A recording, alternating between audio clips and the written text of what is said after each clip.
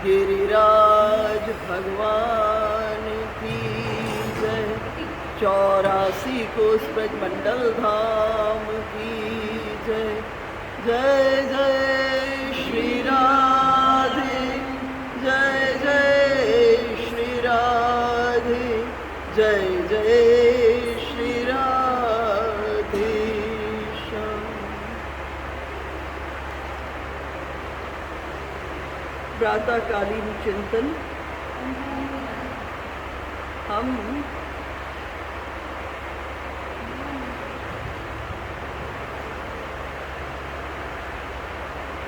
गत कई दिनों से चर्चा कर रहे थे, जब भगवान विष्णु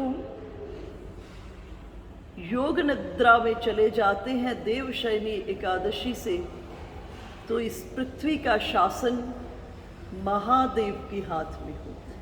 इस समय पृथ्वी के शासक कौन है? महादेव।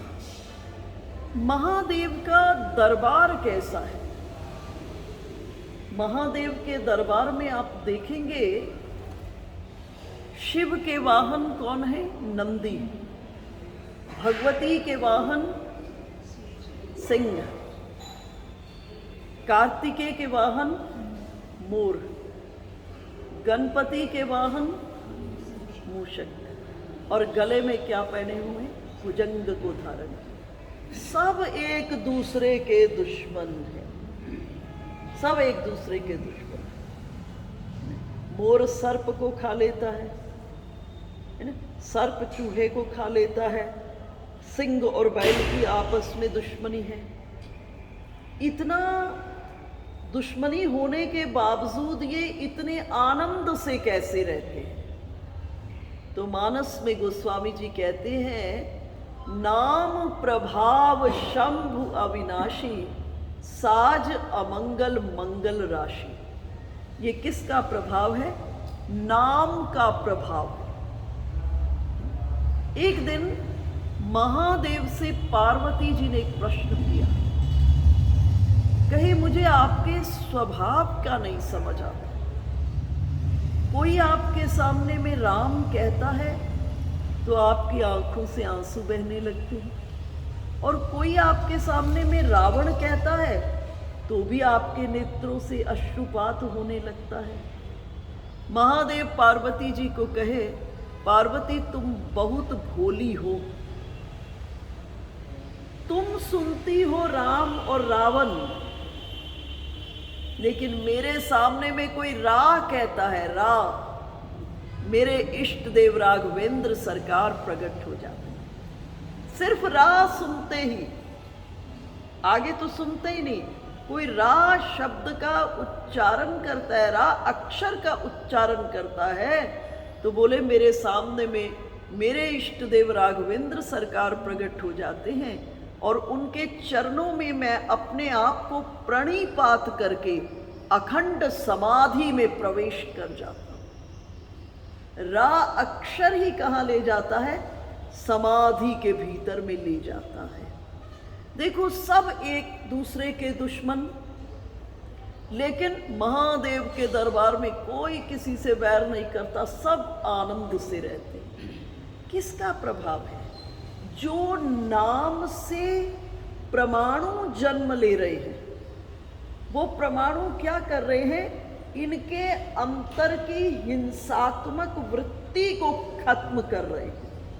आपने वो सुना होगा कि पुराने जमाने के अंदर पूर्व में एक ही घाट पर बकरी और उसी घाट पर सिंह जल पिया करते थे। अब वो कैसे पीते थे? क्योंकि संत जहाँ उपासना करते, भजन करते हैं खूब, वहाँ क्या है? उसका फल है नाम के प्रभाव से हिंसात्मक वृत्ति उनकी आपस की खत्म हो जाती है। जब हिंसात्मक वृत्ति ही नहीं रही तो एक दूसरे से आनंद, किसी को कोई किसी से घबराहट नहीं। तो ये नाम का सबसे बड़ा फल है। एक बहुत बड़ी सूफी फकीर हुई जिसका नाम राबिया था। राबिया से किसी ने प्रश्न किया कि तुम परमात्मा से बहुत प्रेम करती हो? राबिया ने कहा बहुत ज्यादा। प्रश्नकर्ता ने फिर पूछा, इसका अर्थ तुम संसार से घृणा करती होगी? राबिया ने कहा, संसार मेरे चिंतन का ही विषय नहीं है, संसार मेरा कंसर्न्ड सब्जेक्ट ही नहीं है, इसलिए उससे प्रेम और उससे घृणा मेरा कोई विषय ही नहीं बनता है ना। तो नाम का प्रभाव है, नाम प्रभाव शंभु अविनाशी, साज अमंगल मंगल राशि। ये किसका परिणाम है? नाम का प्रभाव है।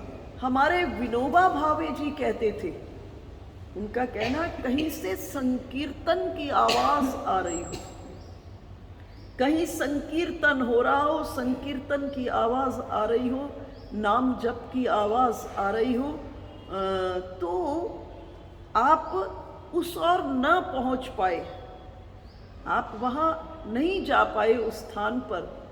बोले जिस दिशा से नाम का स्वर आ रहा है, नाम धुनी आ रही है, बोले उसी ओर खड़े होकर दो हाथ जोड़ दोगे, इससे ही आपके अंतरंग की हिंसात्मक वृत्ति खत्म हो जाएगी।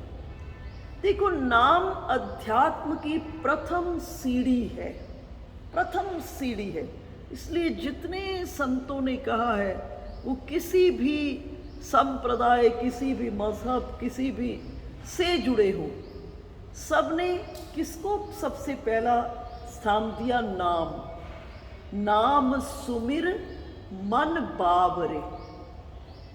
अब इस नाम का सुमिरन किसने करना है?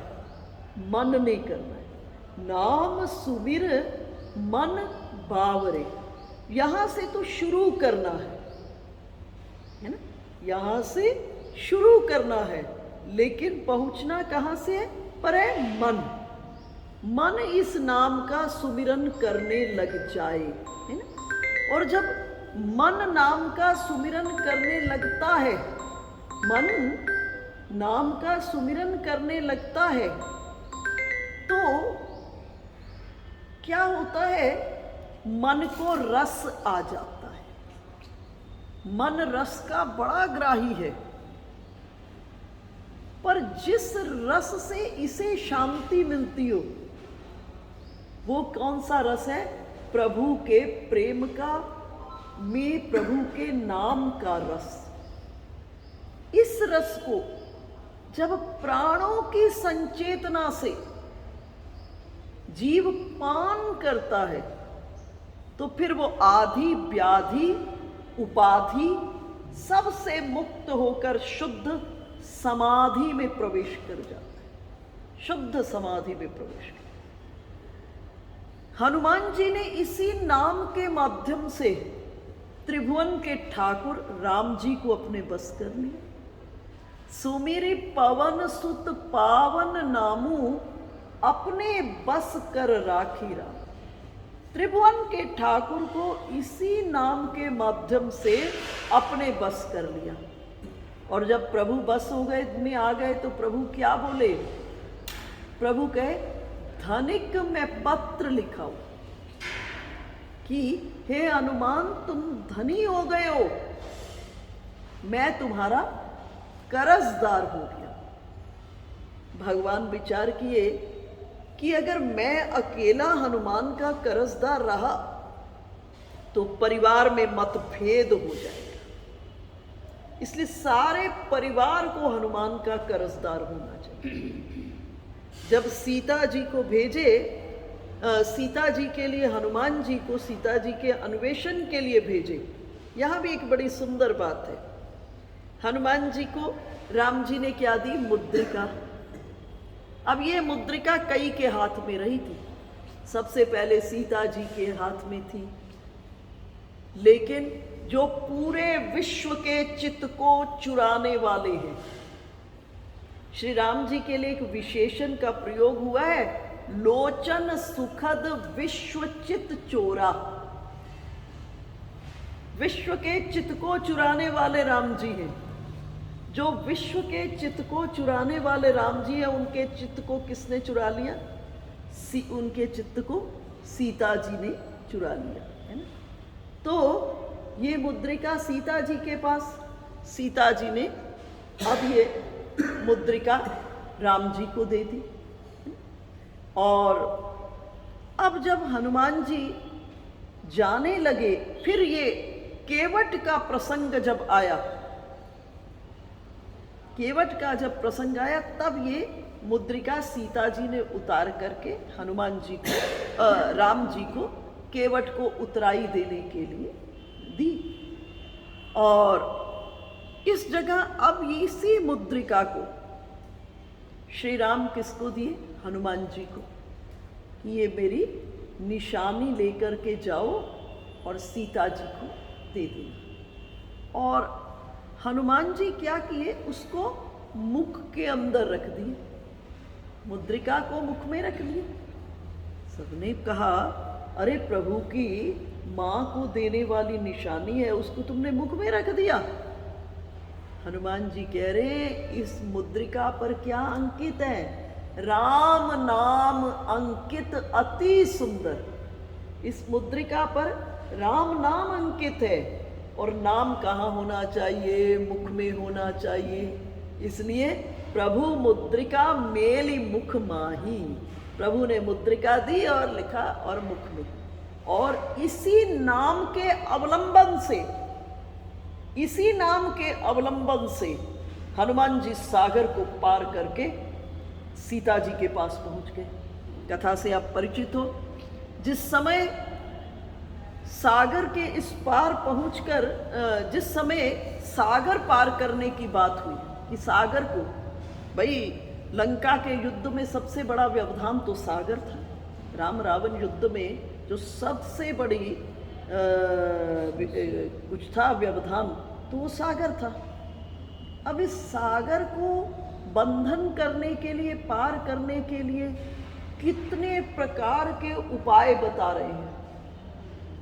विभीषण बता रहे हैं, प्रभु ये सागर आपका कुलगुरु है, इसलिए ऐसा करें, आप यहाँ बैठ करके इनकी वंदना करिए, इनकी प्रार्थना कीजिए। लक्ष्मण जी उपाय बता रहे, एक ही बाण से पूरे सागर को आप सोख लें। सब अपने अपने अनुसार इस सागर को पार करने के क्रम की चर्चा कर रहे हैं। लक्ष्मण जी कह रहे हैं एक ही बाण से सोख लो, और विभीषण जी कह रहे हैं कि प्रभु सागर के किनारे पर बैठ करके हम थोड़ी प्रार्थना करें, वो आपके कुलगुरु हैं, वो आपको मार्ग देंगे, है ना। और इस जगह सबने एक एक तरीका लिया। फिर उसके बाद स्वयं सेतु का निर्माण किया गया इस सागर को पार करने के लिए। लेकिन आप विचार करो, हनुमान जी केवल राम नाम का अवलंबन लेकर के सागर को पार किया। किसका अवलंबन लिए? सिर्फ राम नाम को मुख में रख के, राम नाम के भरोसे हनुमान जी कहाँ पार कर लिए? पूरे सागर को पार कर लिए। तो नाम जो है वो अध्यात्म की प्रथम सीढ़ी है, और इसी नाम से हनुमान जी श्री राम के अति प्रिय हो गए और श्री राम को अपने बस में कह दिए। और श्री राम क्या कह दिए? धनिक सो पत्र लिखाओ। हनुमान तुम धनी हो गए, मैं तुम्हारा कर्जदार हो गया। तो विचार करने लगे, मैं अकेला कर्जदार हुआ, हनुमान का तो परिवार में मतभेद हो जाएगा।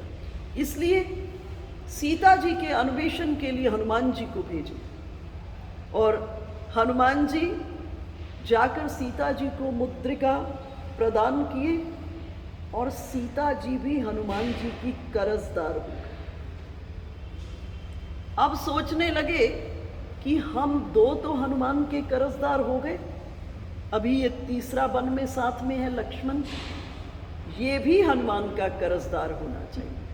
और जब लक्ष्मण जी को शक्ति लगती है और मूर्छित पड़े होते हैं, तब हनुमान जी संजीवनी बूटी को लाते हैं और लक्ष्मण जी को इससे उपराम करते हैं मूर्छा से, और लक्ष्मण जी भी हनुमान जी के कर्जदार हो गए। भगवान विचार किए कि अब वन में रहने वाले 3 तो हम कर्जदार हो चुके हैं, अभी अयोध्यावासी बचे।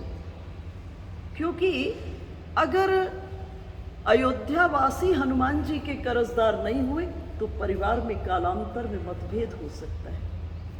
तो जिस दिन 14 बरस वनवास की अवधि पूर्ण होने में 1 दिन बचा था और अवधवासियों का वो एक एक क्षण एक एक युग के समान बीत रहा था, उस समय हनुमान जी को ब्राह्मण के वेश में प्रभु के आगमन का समाचार देने के लिए हनुमान जी को भेजे। और हनुमान जी को दर्शन करते ही अवधवासियों को नया जीवन प्राप्त हो गया और पूरे के पूरे अवधवासी हनुमान जी के कर्जदार हो गए।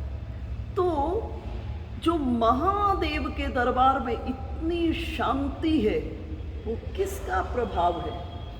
वो सिर्फ राम नाम का प्रभाव है। सृष्टि के प्रारंभ में, यूं इस सृष्टि में जितने ग्रंथ हैं, जो कुछ भी है, उस सब का प्रारंभ कहाँ से हुआ है? महादेव से। महादेव ने सृष्टि के प्रारंभ में 100 करोड़ श्लोकों में एक सार गर्भित ग्रंथ को लिखा और उसके बाद उस 100 करोड़ श्लोकों को किन में बांट दिए? देवताओं के भीतर में बांट दिए, असुरों में बांट दिए, मनुष्यों में बांट दिए। 33 करोड़ सबको बांट दिए। अभी भी 1 करोड़ बच गया। फिर 1 करोड़ को बांटे, 33 लाख बांट दिए, है ना। फिर भी 1 लाख बच गया। फिर बांट दिए तीनों में 33 हजार। फिर भी 1000 बच गया। फिर 1000 को बांटे 300 करके, फिर 100 बच गया। फिर 100 को बांटे, फिर 100 को बांटे 33 करके 99। अब 1 श्लोक बचा और ये जो श्लोक था अनुष्टुप छंद का श्लोक था। और अनुष्टुप छंद का श्लोक क्या होता है? 32 अक्षर का होता है। फिर इसको बांटे 32 अक्षरों को, तो 10 करके 30 अक्षर बच गए। 2 अक्षर बचे। महादेव कहे ये 2 अक्षर मैं किसी को नहीं दूंगा। और ये 2 अक्षर कौन थे? एक रा और दूसरा मां। अध्यात्म की प्रथम सीढ़ी नाम। इस नाम के प्रति बड़ी सजगता जीवन के भीतर में होनी चाहिए। इस नाम को कैसे जपना चाहिए? इस नाम को कैसे जपना चाहिए? देखो, इस नाम को जब भी जपो तो रूप का ध्यान करते हुए जपो, स्वरूपा अनुसंधान करते हुए नाम को जपना। इसको रोज आप अपने जीवन में अनुभव करते हो। जब आपका बेटा आपसे मीलों दूर और कोई आपके सामने में उसका नाम लेता है, मीलों दूर है आपका बच्चा, कोई आपके सामने में आपके बेटे का नाम लेता है, तुरंत क्या होता है? बेटे का रूप प्रकट हो जाता है मीलों दूर, परंतु मन की स्क्रीन पर रूप प्रकट हो जाता है। तो जैसा संसार में होता है वैसा ही ठाकुर जी के संबंध में होना चाहिए। जो जो संसार में घटे, जब वो भगवान के साथ घटने लगे, इसी का नाम भक्ति है। भक्ति अलग से नहीं करने का विषय है। जो जो संसार में घटता है वो ठाकुर जी के साथ घटने लगे, इसका नाम भक्ति है। अर्थात जैसे पुत्र का नाम लेते हो और पुत्र का रूप प्रकट हो जाता है, उसी तरह श्री कृष्ण। किसी ने कहा श्री कृष्ण, तो मन की स्क्रीन पर माथे के ऊपर में मोर पंख को धारण किए, गले में गुंजा वतंश वैजयंती की माला कटी पर पीतांबरी, अधरों पर वेणु धारण किए हुए श्याम सुंदर का रूप प्रकट हो जाए। अब इतना प्यारा रूप प्रकट हो गया है, इतना सुंदर रूप प्रकट हो गया है। अब चित्त की वृत्तियों को इस रूप पर टिकाओ, केंद्रीकरण करो। भाई कोई प्रियजन आपको मार्केट में मिल जाए, बहुत क्लोज व्यक्ति हो और अचानक मिल जाए, तो क्या आप उसको छोड़ के आगे निकल जाते हो? नहीं ना, कुछ देर तो अपनी व्यस्तता के अनुरूप रुककर मिलकर बात करते हो ना। इसी तरह नाम से रूप प्रकट हुआ और आप जल्दी जल्दी माला जपने के चक्कर में हो। जब नाम से रूप प्रकट हो जाए, अब कुछ देर इस नाम से प्रकट हुए रूप का दर्शन करो, मन को इस रूप माधुरी को पिलाओ। जब मन इस रूप माधुरी को पी लेगा तो क्या होगा? भाव जन्म लेगा, तब प्रभु के प्रति भाव जन्म लेगा। और जब प्रभु के प्रति भाव जन्म लेगा तो भाव डोरी है। भाव क्या है? डोरी है। इस डोरी के साथ आपका मन ठाकुर जी के चरणों में बंध जाएगा और ठाकुर जी आपकी ओर खींचे हुए दौड़े हुए आ जाएंगे। मैं अमृतसर जाती थी, एक माता, आज भी है वो माता, अस्वस्थ थी, बहुत अस्वस्थ थी। अस्वस्थ इन द सेंस उनकी कोई बीमारी का, रोग का तो पता नहीं चले, लेकिन उनके सिर में भयंकर पीड़ा। तो उन्होंने एक दिन मुझे कहा, माता जी आप कहती हैं, जब आप कहती हैं ना वृंदावन बांके बिहारी लाल की जय, मैं तो कभी गई नहीं, मेरे सामने तो झांकी आती ही नहीं। मैं कभी वृंदावन नहीं गई, मेरे सामने में झांकी नहीं आती। तो उन्हीं दिनों में स्वामी जी की कथा आनंद धाम में होने वाली थी। तो स्वामी जी के एक शिष्य राजेश, अमृतसर से, राजेश को मैंने कहा, राजेश बस एक तुमको आज्ञा है, इस माता को किसी तरह वृंदावन ले आ। बोले घर परिवार वाला मुझे नहीं लेके आता, कोई चिंता की बात नहीं, हम व्यवस्था बनाते हैं। इस मैया को किसी तरह वृंदावन ट्रेन में बिठा देना, संघ वाले लोग जो आ रहे उनके सुपुर्द कर देना। और उसने आज्ञा का पालन किया और वो मैया वृंदावन आई। वृंदावन आई तो उसको देखा मैंने, पंख लग गए।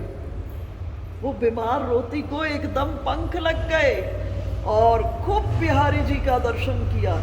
फिर उसके बाद मैं अमृतसर गई, बोली माता जी धन्य हो गए, अब आप कहते हो बांके बिहारी लाल की जय, और मन सामने में जाके बिहारी जी के खड़ा हो जाता है और बहुत देर तक खड़ा हुआ बिहारी जी की रूप माधुरी को पीता रहता है। इसलिए जो नाम है प्रथम सीढ़ी है, इस प्रथम सीढ़ी में बड़ी सजगता की आवश्यकता है। नाम को हल्के से मत लीजिएगा। नाम सनातन धर्म की सबसे बड़ी खोज है, क्योंकि ये नाम अकेला नहीं है, इस नाम में नामी समाया हुआ है। ये नाम अकेला नहीं है, इस नाम में नामी समाया हुआ है।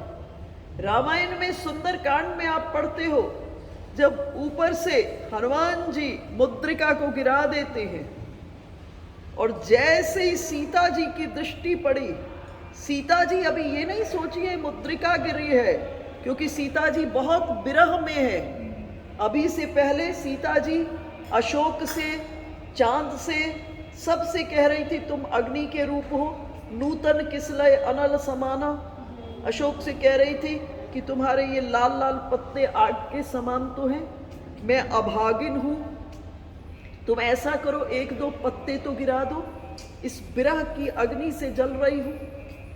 और जैसे ही मुद्रिका गिराई, हनुमान जी ने, लगा कि अशोक ने या कोई चांद तारा ने कुछ मुझ पर कृपा कर दी। उठी सीता जी, जैसे ही उठाई और उठाते ही मुद्रिका को देखा राम नाम अंकित अति सुंदर। मुद्रिका में राम अंकित है, और जैसे ही अंकित राम को मुद्रिका में देखा, नाम में नामी समाया है, उस राम में से राम प्रकट हो गए। और जैसे ही प्रकट हुए, सीता जी के अंतरंग का सारा दुख खत्म हो गया। एक क्षण को मन में बात आई, कहीं ये माइक तो नहीं है, ये मायावियों की नगरी है, कहीं ये राम नाम अंकित है, ये माइक तो नहीं है। परंतु जैसे ही राम प्रकट हो गए, क्योंकि स्वयं माया को जानती हैं, एक क्षण में सारे का सारा दुख कपूर की डली की तरह से उड़ गया।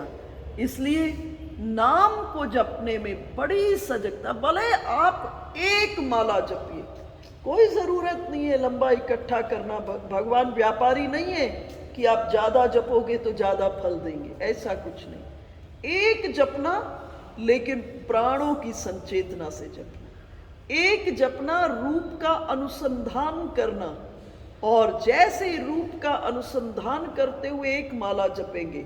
सपोज आपका मंत्र है ओम नमः शिवाय, आपका मंत्र है क्लीम कृष्णाय गोविंदाय गोपीजन वल्लभाय नमो नमः, आपका मंत्र है क्लीम कृष्णाय गोविंदाय गोपीजन वल्लभाय स्वाहा, आपका मंत्र है श्रीमन्नारायण चरणौ शरणम प्रपद्ये श्रीमते नारायणाय नमः। जिसका जो मंत्र है, जब आप ओम कहे, श्रीमन नारायण कहे, तो मन की स्क्रीन पर श्रीमन नारायण प्रकट होने चाहिए। चरणौ शरणम प्रपद्ये जब कहो, तो अपने मन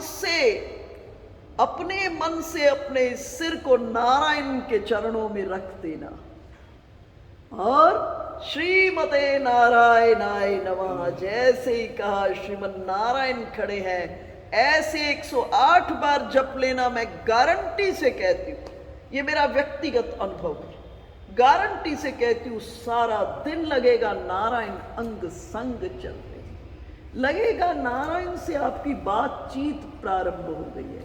इसलिए ज्यादा के चक्कर में नहीं, स्वरूपा अनुसंधान करते हुए आप नाम जप करें। और जब इस प्रकार से नाम जप करेंगे, तो आपको क्या होगा, क्या अनुभव होगा। चैतन्य महाप्रभु कहते हैं, चेतो दर्पण मार्जनम। नाम क्या करता है? चित्त रूपी दर्पण को मार्जन कर देता है, साफ कर देता है। नाम आएगा जैसे ही हृदय में, तो चित्त क्या होगा? साफ हो जाएगा। तुलसी सब अग दूरी गे, रा अक्षर के ले। तुलसीदास जी कहते हैं, रा कहते ही सारे अघ पाप बाहर चले जाते हैं, फिर नेड़े आवत नहीं माँ अक्षर के लेत। जैसे ही रा कहा तो सब भीतर के बाहर, और माँ दरवाजा बंद किया, सब बाहर चले गए, अब नेड़े नहीं आएंगे, नजदीक नहीं आएंगे।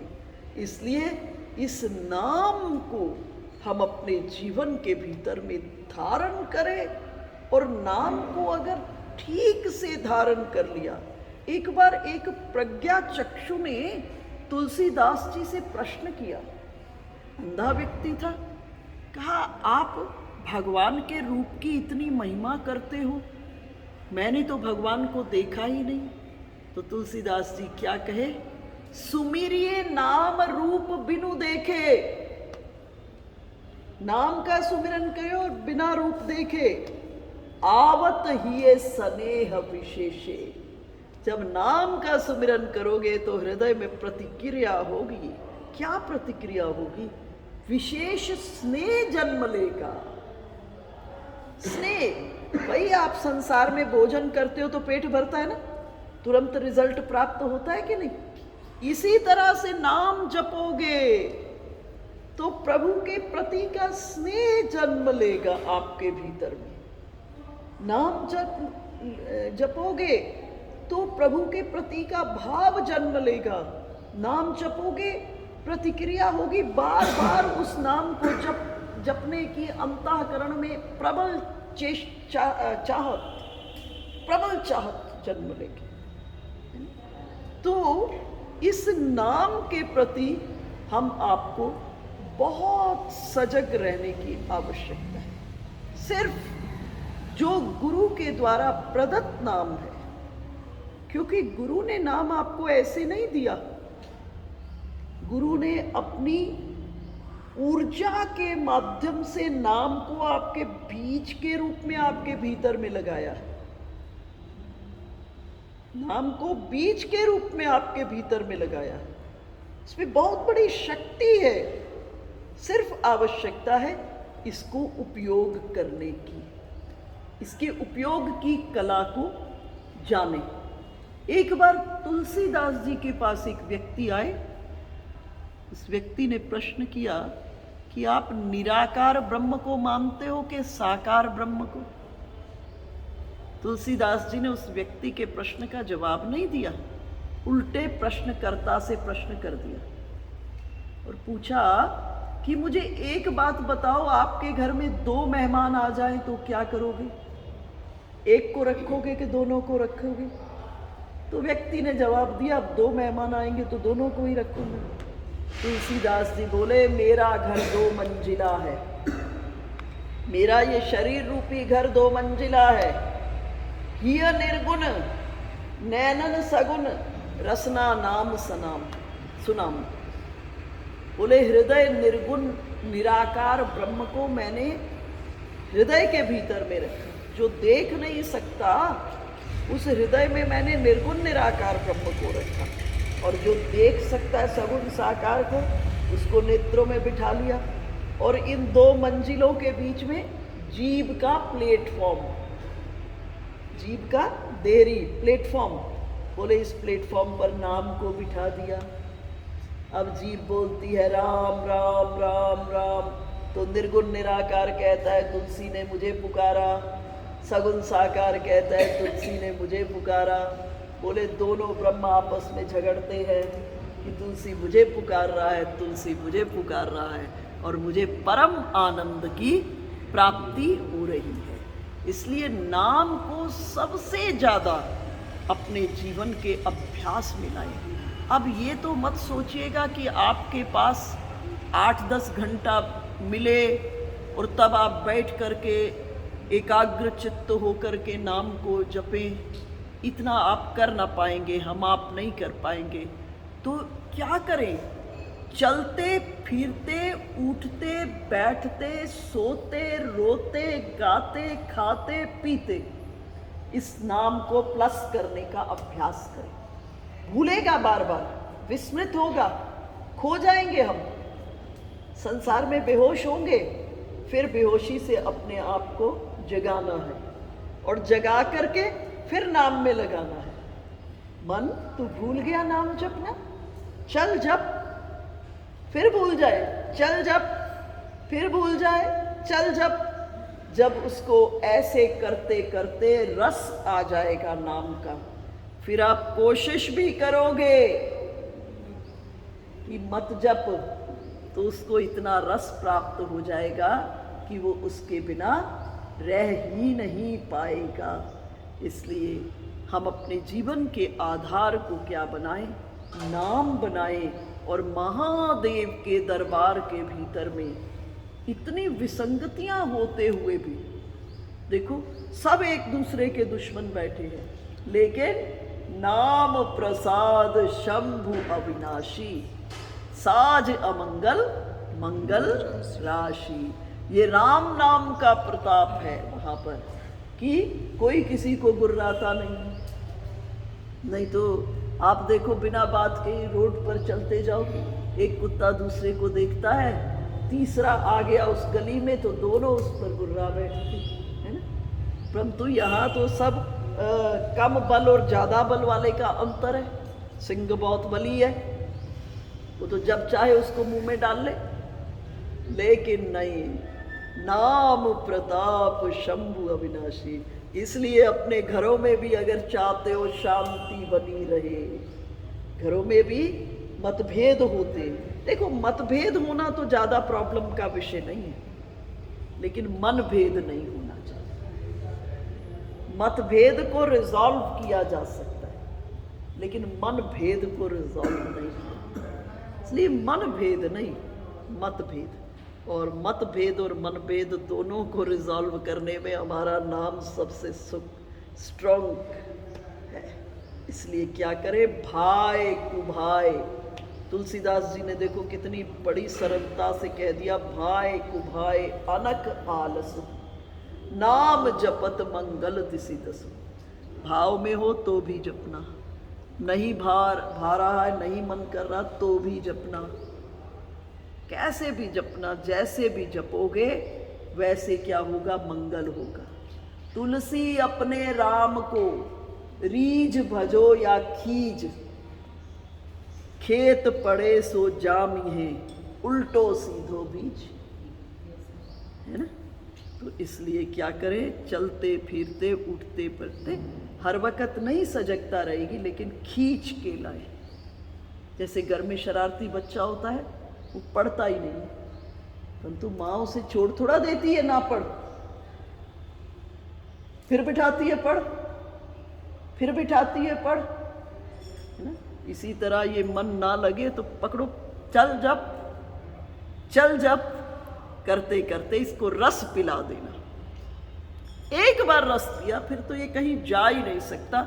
बड़े बड़े राजा महाराजाओं के महल छूट गए, लंगोटियां पहनकर वन में पंचाग्नि कर रहे, ताप रहे हैं, सिर्फ इस नाम का रस आ गया उनको। जिसने अपने जीवन में, जिसको इसका रस आ गया, वो धन्य धन्य हो गया। तथास्तु। बोलिए कृष्णचंद्र भगवान की जय, बाल कृष्ण लाल की जय, लक्ष्मी मैया की जय, वृंदावन धाम की जय, गिरिराज भगवान की जय, 84 कोस ब्रज मंडल धाम की जय, भाष्यकार श्री स्वामी रामानुजाचार्य जी महाराज की जय, पूज्य स्वामी जी महाराज की जय। जय जय श्री राधे